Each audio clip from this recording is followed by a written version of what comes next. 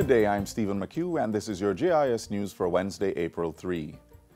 The Ministry of Health has signed a $100 million loan agreement with the Inter-American Development Bank to transform the public health sector.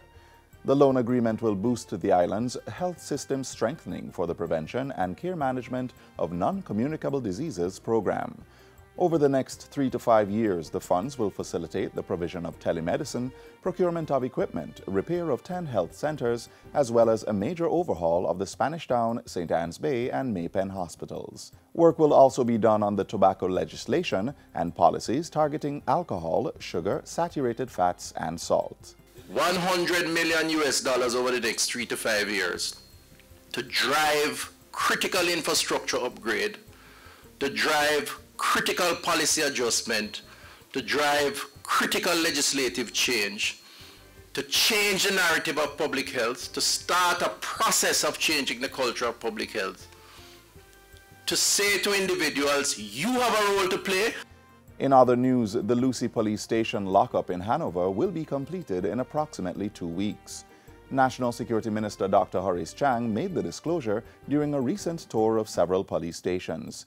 These included Area 1 in Kingston, Freeport in Montego Bay, and Savannah Lamar in Westmoreland. We get a good assessment of what's happening, and we'll have to talk with the contractors and see how much more time they need. But we want it done quickly because we need facilities in order not to spend a special purpose, but hand over the stage without any lockups. They're all heading into Montego Bay, and that's the problem, both in terms of logistics and just share enough space for everybody. Minister Chang says work is being done to correct faults with the sewer for waste disposal.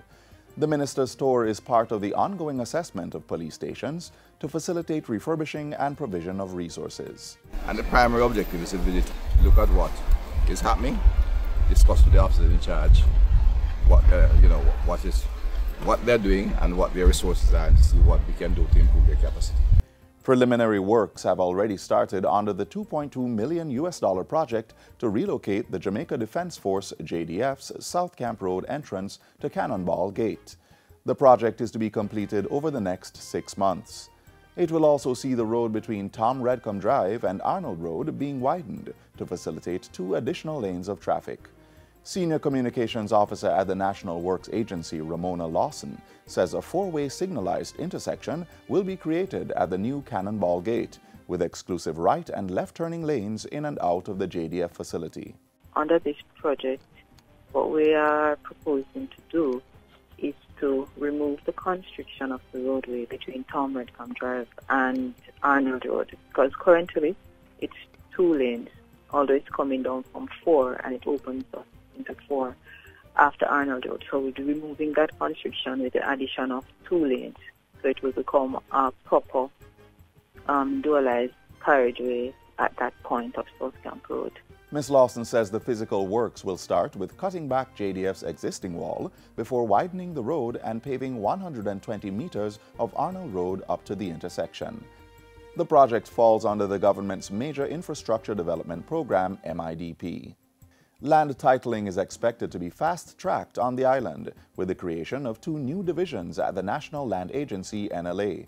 They are the Land Administration and Management Division, LAMD, and the Adjudication Services Division, ASD. The divisions are currently working to give titles to persons living in St. Catherine, St. Mary, Portland, St. Thomas, St. Andrew, and Kingston. The National Land Agency will be assisting persons in getting registered titles. Where titles exist, we'll assist persons in dealing with those titles. So transfers, be it whole or part, assisting persons in dealing with estates. We have a high incidence of persons dying without leaving wills, or even if they leave wills, the estates are not administered, so we will assist in that regard. LAMD and ASD were created by the merger of the Land Administration and Management Program, LAMP, with the NLA in December last year. The divisions are expected to issue 20,000 land titles over a 3-year period starting this fiscal year. And finally, Grange Pen in St. James is the latest community to benefit from the Tourism Enhancement Fund's Resort Squatter Settlements Upgrade Project. Valued at $1 billion, the development is being administered by the Housing Agency of Jamaica.